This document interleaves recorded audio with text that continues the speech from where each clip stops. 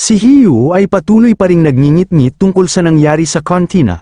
Sinabi niya kay Lin Zichen na inimbestigahan niya ang mga estudyanteng sumingit sa pila at natuklasan niyang mula ang mga ito sa class 3 ng second year, ang parehong honor class na kanilang hahamunin. Hindi makapaniwala si Hiyu na ang mga estudyante mula sa isang piling klase ay maaaring maging ganoon kabastos. Habang nakasandal sa mga locker, nakatingin si Lin Zichen sa kanyang cellphone. Napabuntong hininga siya at sinabi na ang magaling sa pag-aaral ay hindi nangangahulugang may magandang asal.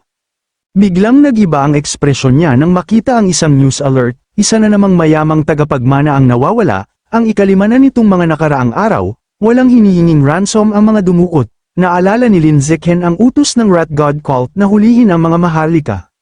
Napakunot noo siya at matamang napagpasyahan na ang kulto ang may kagagawa ng mga pagkawala. Dumating ang araw ng kompetisyon, nagtipon ang mga estudyante sa isang malaking gymnasium na may 2 fighting ring. Mataas ang tensyon sa pagitan ng mga klase, ang mga estudyanteng nanlait kay Hiyu ay nakatingin sa kanya ng masama, ngunit matapang niyang ginantihan ang tingin at may kasama pang masamang gesture sa kamay. Pagkatapos magpainit ng 2 klase, nagsimula na ang sparring matches, tulad ng dati, si Shen Xinghan ang unang lumaban. Ang kanyang kalaban ay isang senior mula sa honor class na agad umatake gamit ang isang mabagsik na sipa. Nasalag ni Shen Xinghan ang unang atake, ngunit masyado itong malakas, nabasag ang kanyang depensa. Habang napatilapon siya sa malayo, at bakas sa kanyang mukha ang pagkatalo. Isa-isang natalo ang iba pang unang taon na babae, kabilang si Chu Rui, nang hindi man lang nakatama ng isang suntok. Nabali lamang ang sunod-sunod na pagkatalo ng mga first year nang manalo ang isang mabagsik at maikling buhok na babae, na tinamaan ng malakas na sipa ang senior at nanakaut ito. Subalit panandalian lamang ang tagumpay na iyon.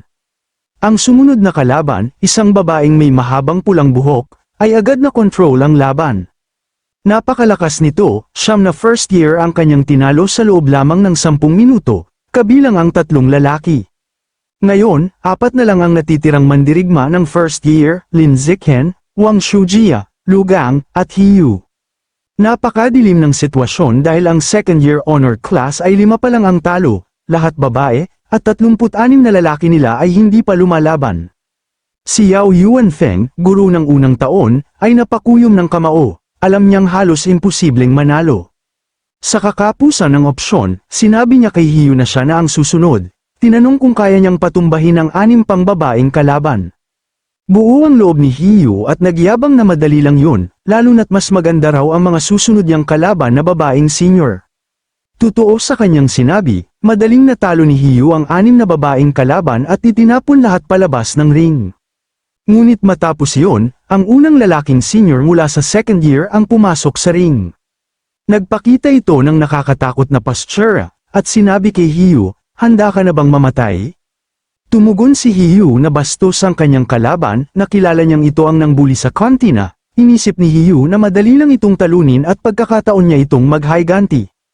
Ngunit nagkamali siya, biglang umatake ang senior sa mabilis na bilis, at bago pa makareact si Hiyu, sinikmuraan siya ng malakas. Napaluhod siya sa sakit at gulat na gulat sa nangyayari. Tinawanan siya ng senior at tinawag siyang mahina, sinabing umamin na lang sa pagkatalo. Sa galit, pinilit ni Hiyu na tumayo at sumuntok, ngunit iniwasan lamang iyon at tinadyakan siya ng mabilis, dahilan upang lumipad palabas ng ring.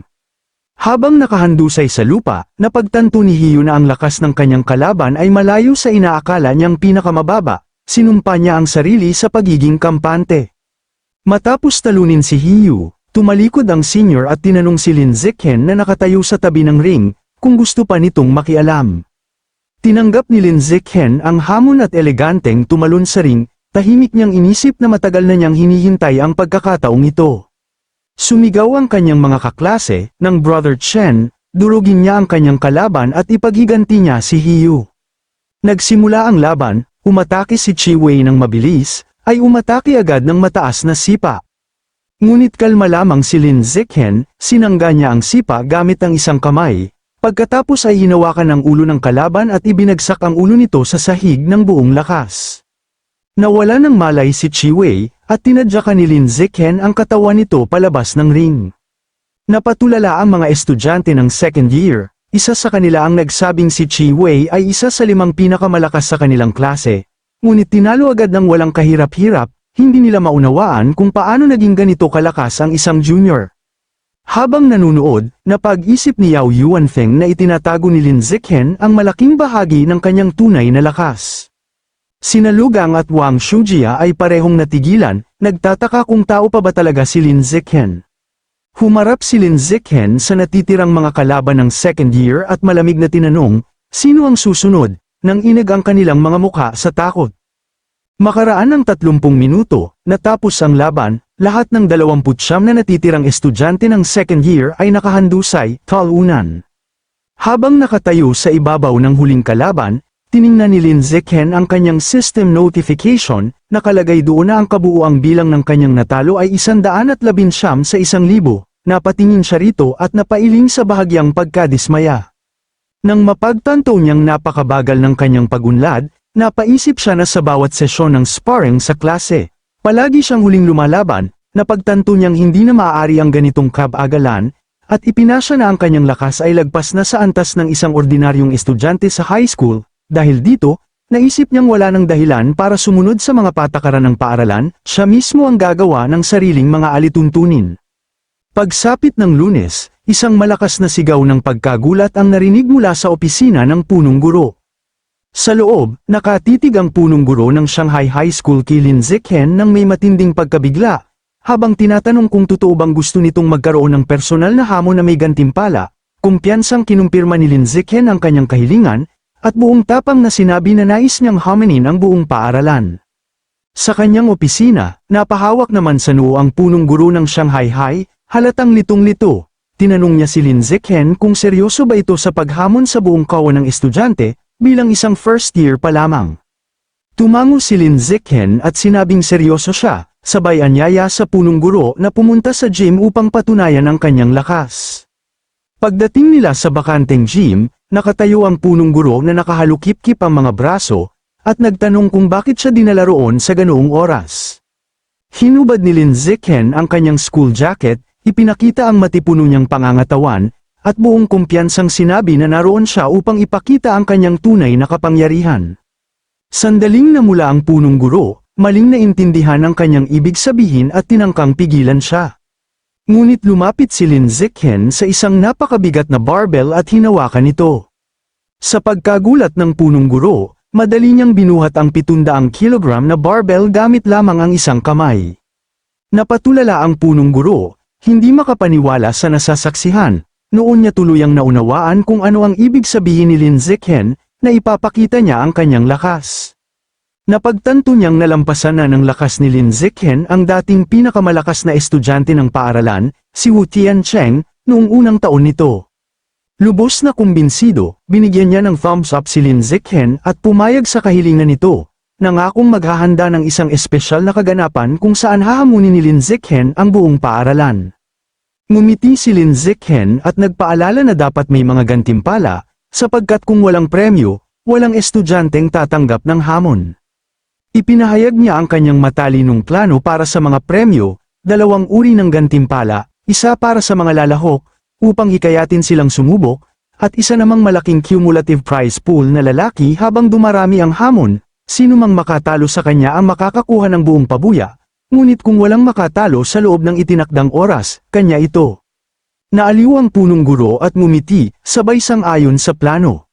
Nagkaroon pa ng isang huling kahilingan si Lin Zichen, panatilihin muna nilang lihim ang tunay niyang lakas, baka kasi matakot ang mga estudyante at umatras bago pa magsimula. Tumawa ang punong guro at tinapak siya sa balikat bilang pagsang-ayon. Makalipas ang ilang araw, ipinakita ng punong guro kay Lin Zichen ang pinal na plano. Masaya nitong sinabing perpekto yun at pinasalamatan siya sa kanyang pagsusumikap at tulong. Habang nag-uusap sila, dumaan ang 2 guro, sina Yao Yuanfeng at Liu Diren, at napansin nila ang hindi pangkaraniwang kasiyahan ng punong guro habang kausap si Lin Zichen. Nagulat si Yao Yuanfeng, na kilala ang punong guro bilang mahigpit at seryoso, ngunit ngayon ngumiti ng magiliw, kaya't agad niya itong inisipan ng maling kahulugan. Pagsapit ng 2:00 ng hapon, nagtipon ang buong grupo ng estudyante sa gym, pinalilibutan ang 2 malalaking ring ng laban.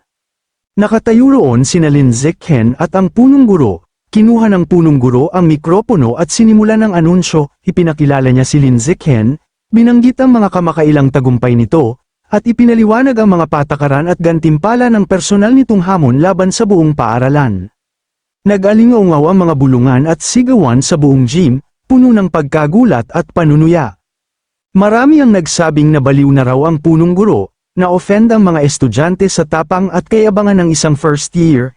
Tinatanong kung saan niya nakuha ang ganoong kumpiyansa, isang estudyante ang nagngit-ngit, sinasabing kahit natalo ni Lin Zichen ang pinakamalakas sa ikalawang taon, hindi niyo nangangahulugang kayanan niyang harapin ang mga ikatlong taon, isa pa ang sumigaw, tinawag siyang mayabang, harapang hinarap ni Lin Zichen ang galit ng karamihan. Kalma lamang na inanunsyo ni Lin Zichen na simula kinabukasan, mananatili siya sa gym ng 2 oras tuwing hapon upang tanggapin ang sinumang nais humamon sa kanya, sa loob-loob niya. Natuwa siya sa galit ng mga estudyante, iniisip niyang dahil sa dami ng gustong lumaban, malaki ang tsansa niyang matapos ang kanyang survival of the fittest na misyon.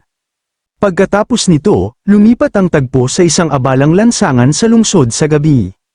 Isang binatang may blondeng buhok ang naglalakad mag-isa habang umiinom ng inumin. Bigla siyang hinarang ng 2 magagandang babae na nag-alok sa kanya na sumama sa bar. Tinitigan sila ng binata ng malamig at diretsyong sinabi, "Lumayas kayo." Umalis ang 2 babae na may inis na bulong, sinasabing wala itong kahit anong karisma. Pinanood sila ng binata habang naglalakad palayo, halatang naiinis, sabay bulong sa sarili kung ganito ba talaga ka-boring ang Shanghai City. Ang naturang binata ay bagong kasapi ng Rat God Cult, isang kultong sumasamba sa Diyos ng daga, at kasalukuyang nahihirapan sa kanyang unang misyon. Habang nakatingin siya sa mga tao sa paligid, nagreklamo siya na ilang araw na siyang naghahanap, ngunit wala pa rin siyang nakikitang lalaking sapat ang kisig upang maging karapat-dapat na sakripisyo. Kinakain siya ng kaba habang naiisip ang kanilang pinuno, nag-aalala kung ano ang mangyayari sakaling mabigo siya, natatakot siyang mapahiya o mapalayas sa kulto. Minsan na niyang pinag-isipang dukutin ang isang sikat na male celebrity, ngunit agad niyang na-realize na imposible ito dahil sa higpit ng seguridad at sa kakulangan ng sariling lakas para labanan ang mga bodyguard. Habang naglalakad, lalong lumalaki ang pressure, palapit na ang takdang araw ng kanyang misyon at desperado na siyang makahanap ng sakripisyo. Sa gitna ng kanyang pag-iisip, biglang may dumaan sa tabi niya, si Lin Zichen, nakasuot ng tank top at shorts, tumatakbong parang kidlat. Napalingon ang blondeng lalaki at nanlaki ang mga mata. Agad siyang namangha sa itsura ni Lin Zichen, isip-isip niya. Sa wakas, natagpuan na rin niya ang isang lalaking labis na gwapo, at nahanap na din niya ang kanyang target, habang pinagmamasdan niya si Lin Zichen na tumatakbo. Ngumiti siya ng malawak at nakakadiring ngisi si Lin Zichen na mismo ang magiging sakripisyo niya. Sinimulan niyang sundan ito, pinagmamasdan habang lumiko si Lin Zichen sa isang madilim at liblib na daan sa industrial na lugar.